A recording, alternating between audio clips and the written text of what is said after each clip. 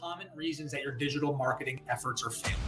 And this would be the point of class where everybody raises their hand and they complain about their marketing agency or whatever they've gone through, or the big one's complaining about Google. But we actually have some real world data that we've pulled from our real world clients, past, present, and hopefully future, to talk about it, right? So the big ones that we see out there and the most common ones that we see are, there are so many options when it comes to marketing, right? There's SEO, websites, Google Business Profile, there's email marketing. They're showing up at project managers or property managers' offices with candy and going to insurance agencies, and there's all the ins and outs, boots on the ground type of marketing. There's so many options out there, not to mention the shiny new objects. Every time you go to one of these conventions or trade shows, there's somebody else there with some sort of software that's going to generate all the leads, or you've seen the ads on Facebook of people dressed funny and kind of, talking about revolutionizing lead generation and blah, blah, blah, blah, blah. Well, that presents a lot of problems, because where do you focus your efforts at, right? And time is money. So in most cases, when it comes to marketing for your business, it's expensive.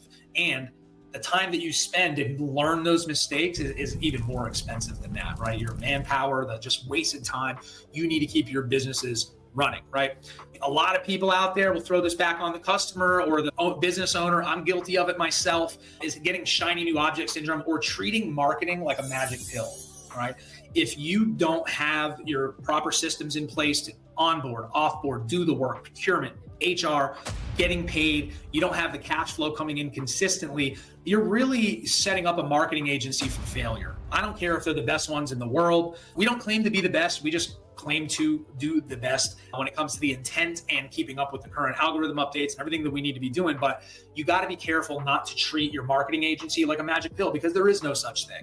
So if you're trying to engage a marketing agency or hire a marketer and you're kind of in this crisis mode all the time where you're robbing Peter to pay Paul, you're not getting paid on jobs, you're wearing 75 new hats as a business owner, that's pretty common. It's probably not a good idea to spend any money on that until you get those other things in place, right? So it's a very common problem we see. It's like we get that phone call when they've exhausted all other efforts and somebody just mentioned, like, maybe you should be doing this, because you're just setting somebody up for failure and you're going to be pretty disappointed with the results. Another big one is you just don't have goals, right? Everything is kind of unclear, a lack of plans. I mentioned before, as an entrepreneur, a business owner, even a manager, even somebody that's out there as a site superintendent, you are wearing a lot of hats. You have a lot of different tasks that you have to deal with. So marketing typically gets pushed to the wayside, or marketing gets blamed for other gaps in your business or other leaks that you may have, right? Another big issue we see is the head in the sand type of business owner, right? That's the business owner, like the guy on the screen here, that kind of just sets things up and then just kind of lets them go and then puts their head in the sand and maybe just are super good at one aspect of their business and that's all they focus on. Well, whether it's marketing or hiring or procurement or getting paid, if you're a head in the sand type of business owner, nothing's going to work. So you got to pop your head back out, kind of get competent in these areas and really take control of your business by setting clear goals and having a plan.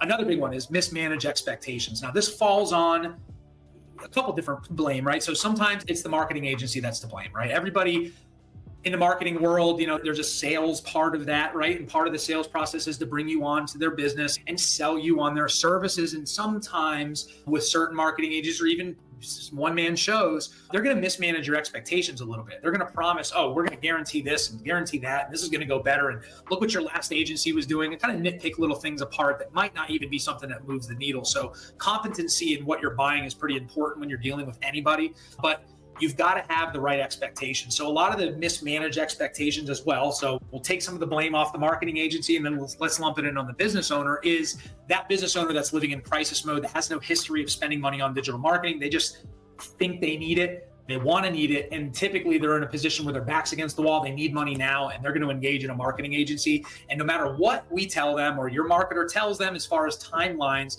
it just right out their ears and out the other, like, we're going to give you this money. We want to win. And within 3 weeks, they're, blowing up emails and you're thinking things are going to light the world on fire. But properly managed expectations is huge. If you're engaging somebody for SEO, you should know before you start talking to anybody that it could take almost a year to really rank healthily in the organic section, right? No matter who's working with you. So that's something that you want to make sure you get a handle of.